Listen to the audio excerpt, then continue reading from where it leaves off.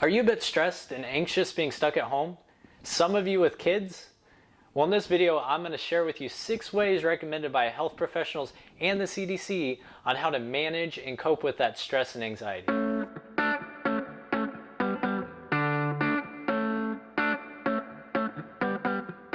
What's up, everyone? It's Weston here with Young and Wealthy. If you're tuning in for the first time, consider hitting that subscribe button. We create videos in this channel with tips, tricks, and tools to help you succeed and have a happy and a healthy lifestyle. So let's get right to the 6 ways. Number 1, it's normal to feel anxious. These are pretty scary times. It's pretty uncertain and there's not a lot of positive stuff going on in the news. It's your body's natural fight or flight response. And it can be a positive thing. It can help you be cautious and safe during these times. In this article, it says that spending time in quarantine can take a serious mental toll. And part of the reason for this is because it affects 3 key elements of mental health: autonomy, competency, and connectedness. The isolation imposed by quarantine leaves us feeling like we have no control over our situation and cut off from the rest of our world, friends and family, and unable to perform our usual routines. Number 2, turn off social media and the news. Reading it daily 24/7 is not going to help you. There's hardly anything positive coming from the news right now, and it's not going to help with your stress and anxiety. Find one reliable source that's going to give you the facts that you need to know about what's happening and shut everything else off. Turn off the news alerts on your phone and don't check social media so much. Clinical social worker Julia Colangelo says that looking at all of this coronavirus news all the time creates unnecessary distress.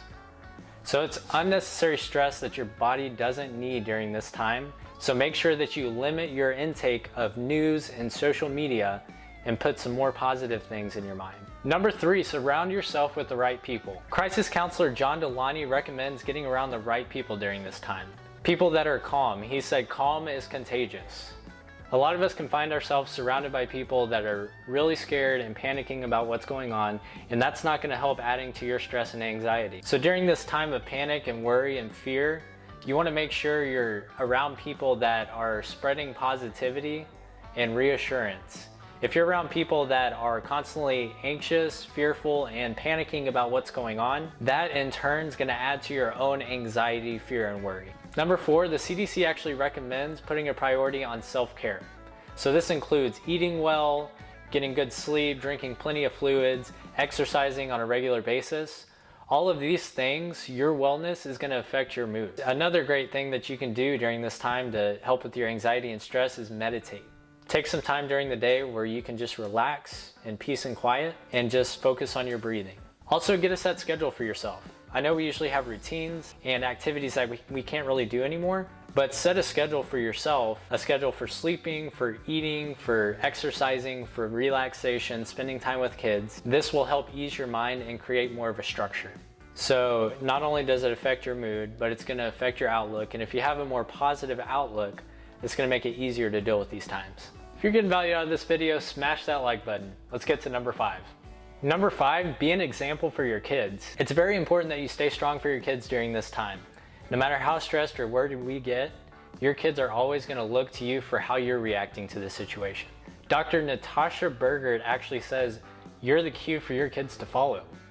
Everything that you do, how you're reacting during this time and how you're handling your stress and anxiety, your kids are going to see that. And so if they see you eating healthy, exercising, and staying positive, they will too.